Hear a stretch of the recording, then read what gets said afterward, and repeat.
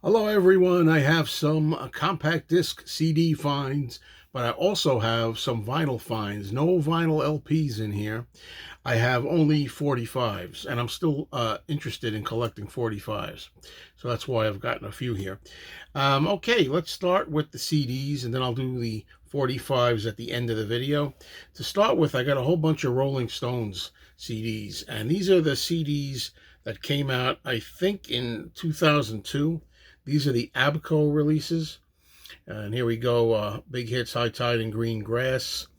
I'm not going to show all of them, but it has a little booklet here on the side. It's attached to it. You know the booklet.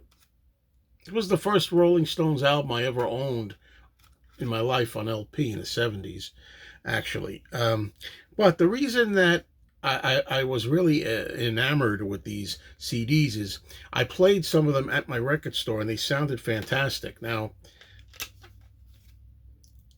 I don't know if these are also SACD, but you can see they're gold. They're the gold CDs. I don't know if that shows, but it's gold, not silver. All right. So I think the sound was absolutely phenomenal. I'd like to know from some of you audiophiles out there if you think these are among the best Stone CDs. I never heard some of these songs sound so good.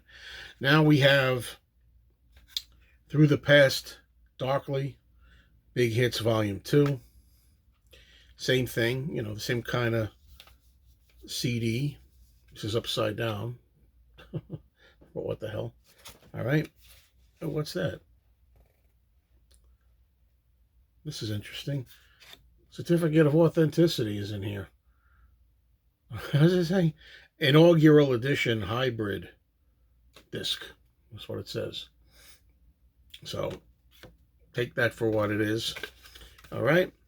Then we have Let It Bleed. Okay. Same deal. Gold bottom disc. And we have A Beggar's Banquet.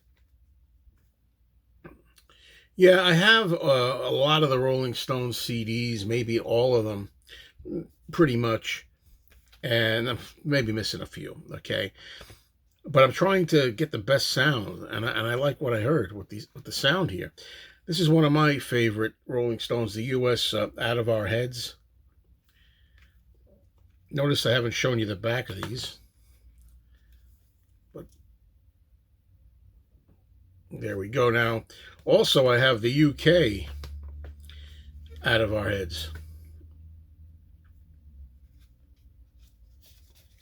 Yeah, they all have. I guess some of them have these in them coming out, sliding out of there. All right. Okay. That's it for the Rolling Stones. I'm trying to get some more in this series, actually. And even though, I've gone on record many times as saying I am not a big fan of these kind of cardboard sleeves, whatever they call them. I don't know if they're digipacks. I prefer the plastic jewel cases, but these are pretty damn cool, I gotta say. I like it when they have them inside like that, where you don't have to pull them out of the sleeve. It's not as bad when they're on a hub like that, I think. All right, now let's go to Bob Dylan.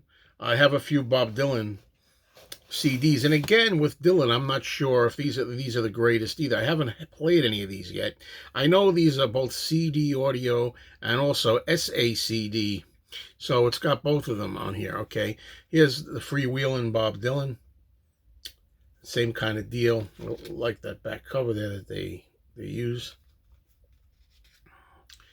and they open up like that. And this is the series that I'm talking about here. This Red Columbia. I think they're in stereo. That's the only thing. They're stereo. And I know that mono is usually the desired version for Dylan.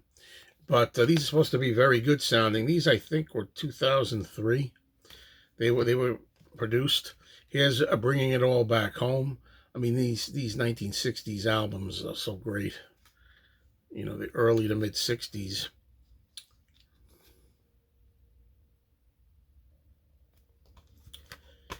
And, of course, Highway 61 Revisited.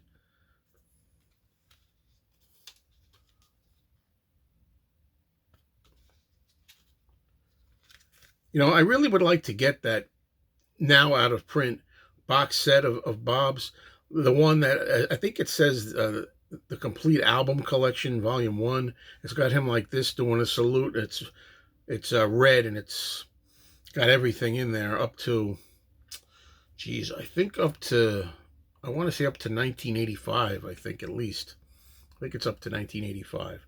John Wesley Harding, and believe it or not, I've still never played this album. This is one of the Dylan albums that has slipped through the cracks for many decades, and I haven't played it yet. So I must rectify that. Maybe I'll do a first time spin, just like I did a first time spin of Street Legal. Check that out. I did a Street Legal first time listen, and I like Street Legal. I got to tell you, I enjoyed it. Okay, another album. I know songs off this album, but I have not played it in its entirety either. Shame, shame on me. Again, a great album. I know. Blood on the Tracks. So there you go. You have that there. Exactly. Are You Experienced? Jimi Hendrix Experience. I like this album a lot. I have it on vinyl, an original, and I can play the whole album of this. Really enjoy it. So, okay, then we have Edie Brickell and New Bohemians.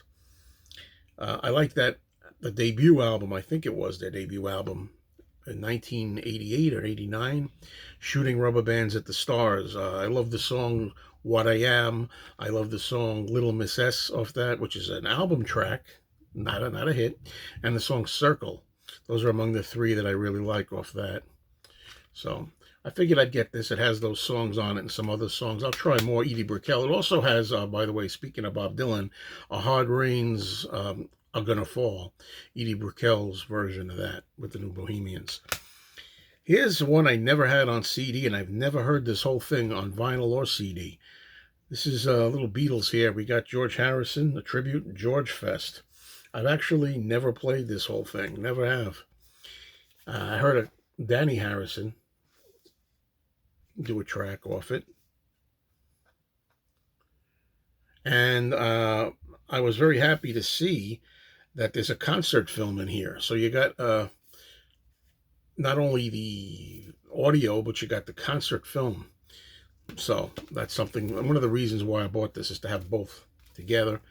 Okay, the next one is an album that I would love to find on vinyl. I've never seen a physical copy of this out in the wild, and it's the Supremes, Diana Ross and the Supremes. Meet the Supremes with this cover. This is one of my most desired albums on vinyl. Even though I'm not collecting vinyl, I say, sometimes there will be vinyl that I'll want. This is an album that I would buy to complete a Supremes collection. I would like to have this on vinyl.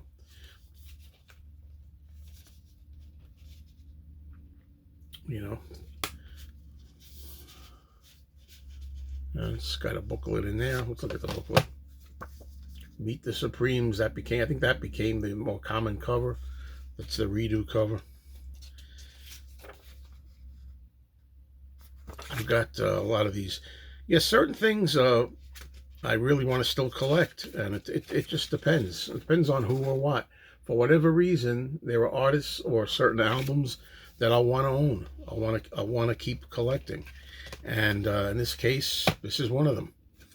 So I've never seen a copy. All right, I already have a Rick Nelson compilation, but this is another one that it had some different songs on it, I think. So this one here is called Greatest Hits by Capitol. So Rick Nelson, Greatest Hits.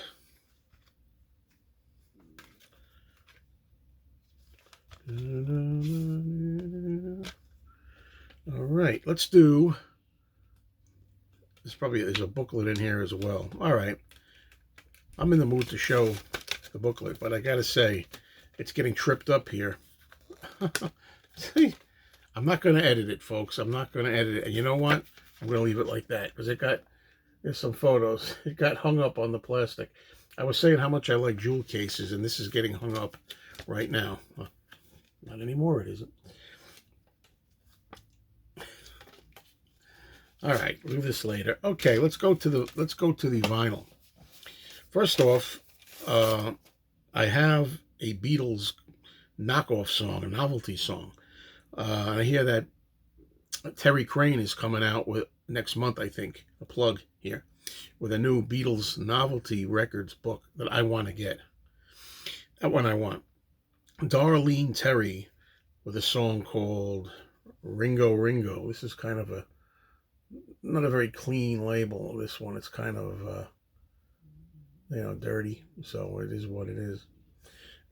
B-side is A Real Live Boy. All right. Now, the next one I'm going to show is a picture sleeve that I know I have already, but this one's really clean. I think it's a lot cleaner. I think the one I have of this has writing on it or something. Gary Puckett and the Union Gap. So glad I got to meet Gary Puckett a few years ago and see him in a show. Lady Willpower. All right. And it's on the same Columbia label. There it is. So I've got a couple more in this installment. Next up, this one here. This is Bobby Rydell. I think I have this picture sleeve also, but this one was, I think, in better shape than the one I had. Now, this has a little bit of a story to it. When I was a kid, my mother had a record collection of 50s and I guess early 60s artists. And I remember when I was a kid, I was about 4 years old, or whatever age I was, I didn't know how to read yet. But I used to like to grab the 45s, and I would grab the 45. And on this one, I remember playing the B-side called Little Bitty Girl. I think I prefer this song, Little Bitty Girl, to Wild One, which is the A-side, right?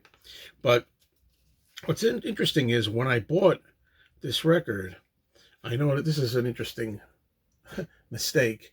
All right, there's Wild One, and whoever had this record checked it, put a little check mark to it.